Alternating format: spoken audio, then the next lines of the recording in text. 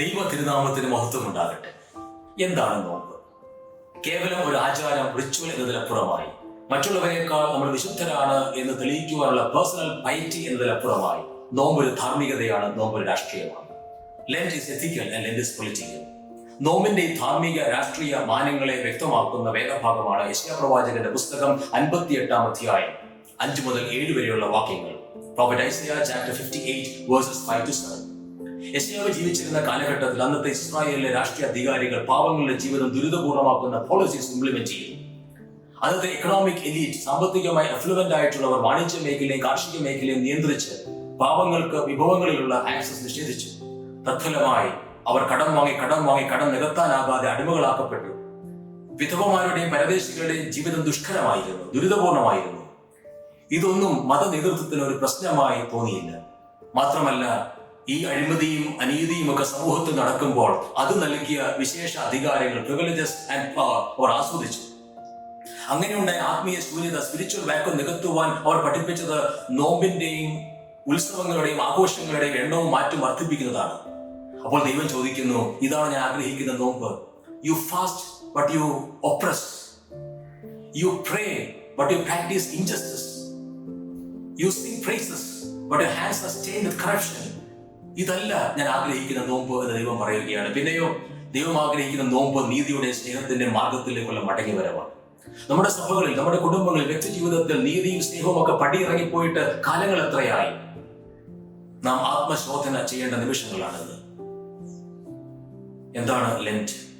എന്താണ് നോമ്പ്? അന്യായ ബന്ധനങ്ങളെ അഴിക്കുക, അമിക്കയറുകളെ അഴിക്കുക, പീഡിതന് സ്വാതന്ത്ര്യം നൽകുക, മറ്റുള്ളവരുടെ ഡിഗ്നിറ്റി, അന്തസ്സ്, ഐഡന്റിറ്റി, സ്വത്വം, ഇതിനെയൊക്കെ നിഷേധിച്ചിട്ട്, റദ്ദു ചെയ്തിട്ട് എന്ത് നോമ്പിനെ കുറിച്ചാണ് നമ്മൾ പ്രാർത്ഥിക്കുന്നത്? എന്ത് നോമ്പിനെ കുറിച്ചാണ് പ്രസംഗിക്കുന്നത്? വിശക്കുന്നവന് അപ്പം നൽകുന്നതാണ് നോമ്പെന്ന് വചനം പഠിപ്പിക്കുന്നു. പട്ടിണി കിടക്കുന്നതല്ല, മറ്റുള്ളവരുടെ പട്ടിണി അകറ്റുന്നതാണ് നോമ്പ് എന്ന് വേദപുസ്തകം പഠിപ്പിക്കുന്നു. ദാഹിക്കുന്നവന് ജലം നൽകുന്നത്, നഗ്നനെ ഉടുപ്പിക്കുന്നത്, ആക്ട്സ് ഓഫ് ജസ്റ്റിസ്, ഇതാണ് നോമ്പെന്ന് പഠിപ്പിക്കുന്നു.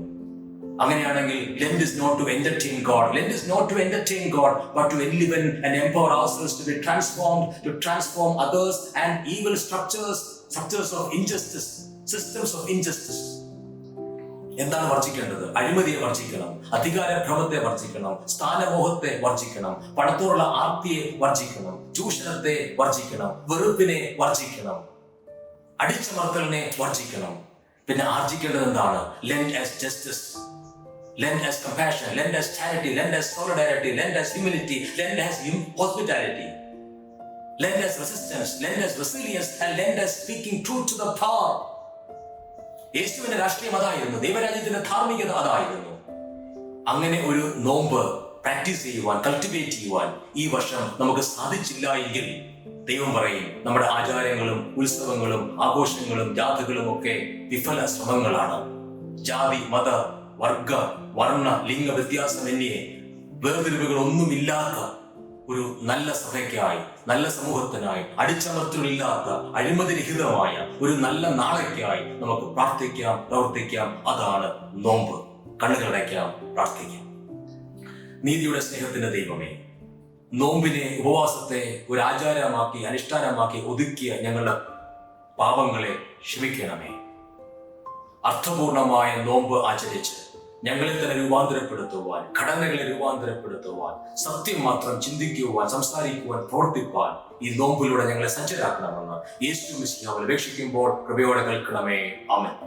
നമ്മുടെ കർത്താവായ യേശു ക്രിസ്തുവിന്റെ കൃപയും ദൈവത്തിന്റെ സ്നേഹവും പരിശുദ്ധാത്മാവിന്റെ കൂട്ടായ്മയും നമ്മോടൊപ്പം ഈ നോമ്പ് കാലത്തോടൊപ്പം ഇന്നും എന്നും എല്ലാ കാലവും ഉണ്ടായിരിക്കുമാറാകട്ടെ. ആമേൻ. So